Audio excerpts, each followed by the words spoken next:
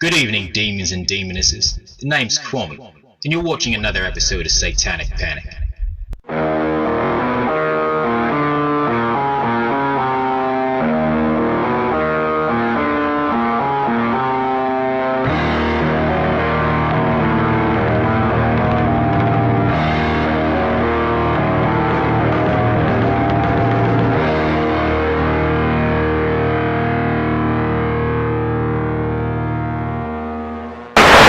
So back in May, I was invited to an album release party, and let's just say I had a great time. This was literally one day after the Slayer concert, so I guess you can say that weekend was the weekend of all weekends. It's the most concerts I've ever been to in an entire weekend, and I plan on doing that maybe later in July, because there's another, music festival going on down south.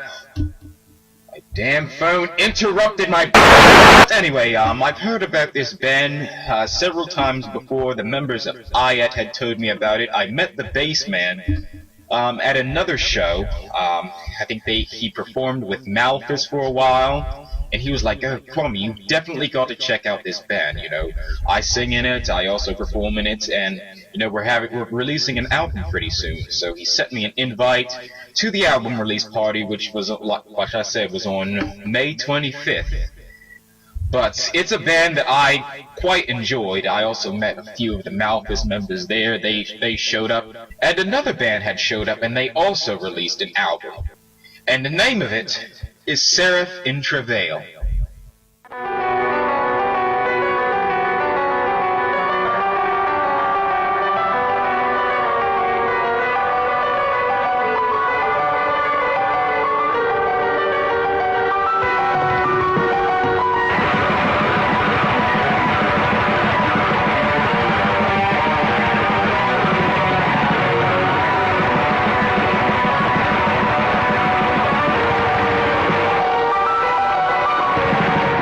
Seraph in Travail is a local symphonic black death metal band based in Philadelphia, Pennsylvania. Now, the first time I saw these guys live, it was at the Walsh's Tavern in Warminster, Pennsylvania. After seeing such a wonderful performance, the first thing I did, ran over to the merchandise table and got myself an album.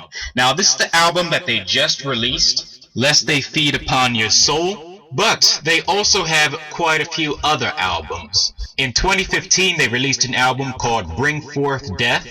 In 2016, they released an album called Bring Forth Death Resurrection. But they also released two other albums. Both of these albums are extremely rare and really hard to find. One of them is called Stem the Flood, and the other one is called Achieved in Flatline. I'm unaware of when these albums were released, and so far I haven't seen either of these albums on their Bandcamp.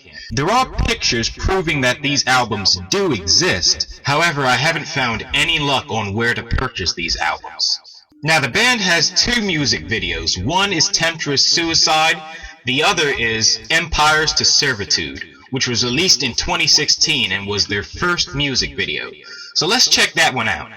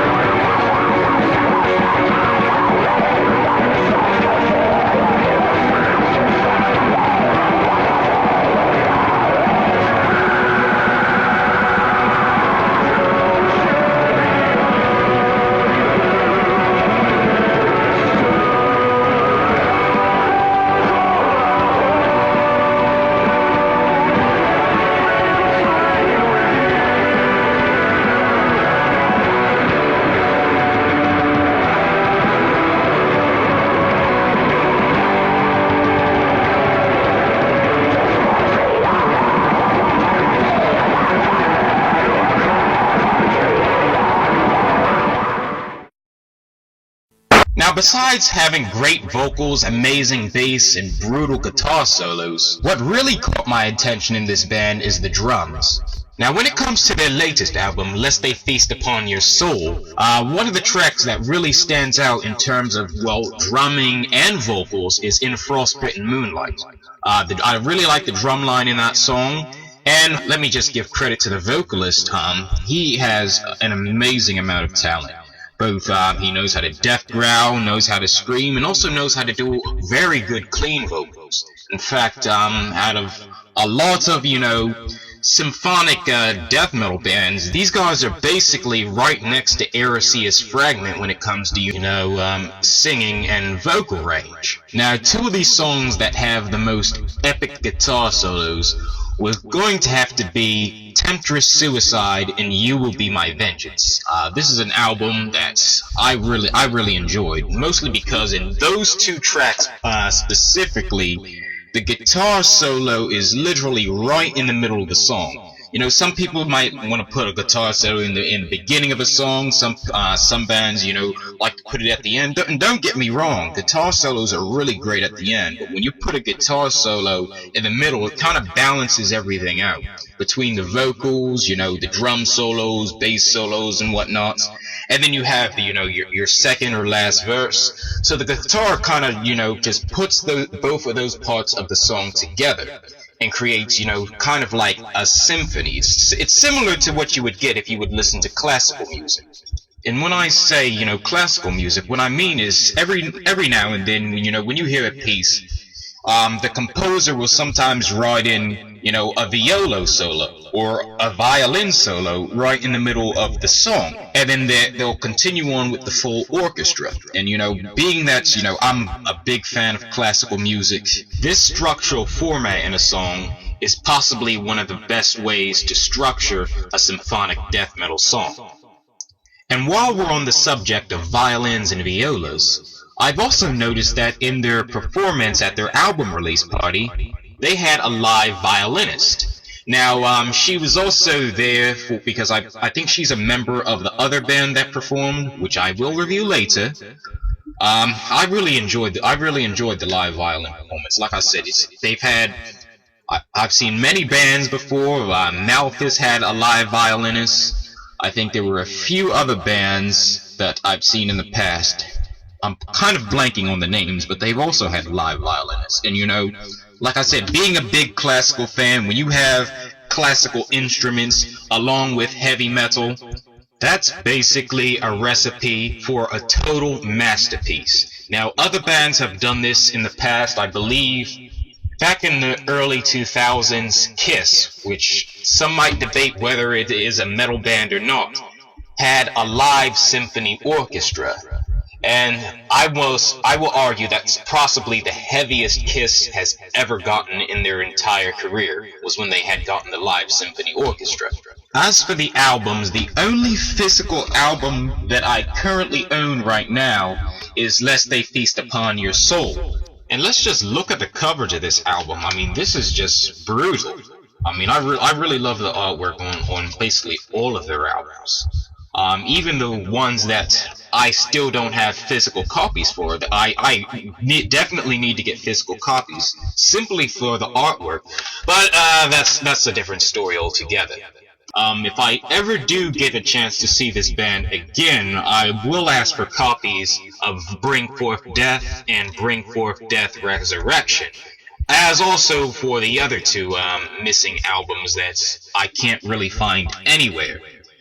Now, when it comes to those other two albums, I think Bring Forth Death is the one that originally came out first, and Bring Forth Death Resurrection was released the next year in 2016 as a remastered version, which is similar to the format that Megadeth did. I think they have, your original recordings and your remastered recordings. Now, there's a debate with a lot of Megadeth fans whether the studio version is better than the remastered version, and that's still up for debate. I own both copies of Rust in Peace, so I kind of really like this idea of releasing studio albums and remastered albums, and letting the fans decide which ones they like the best.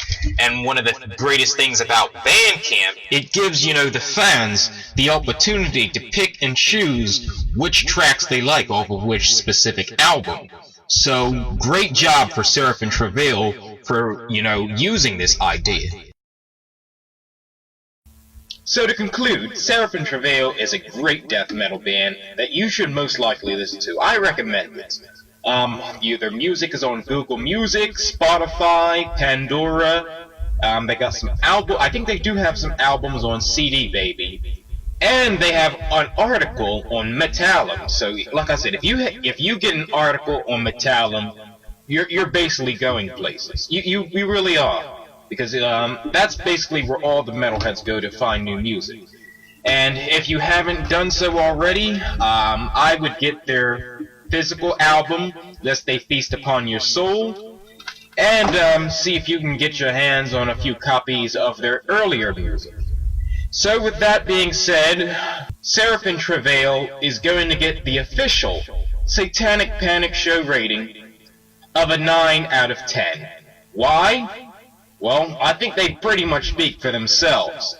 Great music, great artwork, great albums, and like I said, live violinist performance. I think that was a featured performance, but nonetheless, that's possibly one of the best.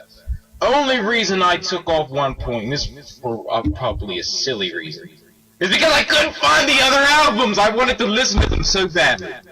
I don't know, maybe I'm just lazy, or who knows, maybe I'm not looking hard enough. You know what? Fuck it. Seraph and Travail is getting a 10 out of 10. I know, I fooled you guys. You guys really thought I was giving you a 9. Nah, you guys are getting a 10. I love you guys. And thank you so much for inviting me to your album release party. I enjoyed myself.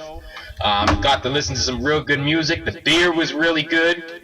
So until next time, I'll probably catch these guys at another show. Most likely I will. So, until next time, stay metal, check out their shows, follow their pages, and please buy the physical copies of the album. You're gonna enjoy it just as much as I am.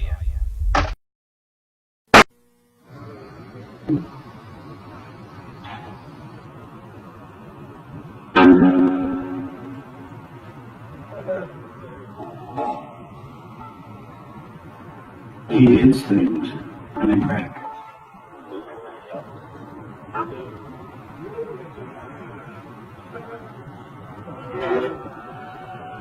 He's also single, ladies.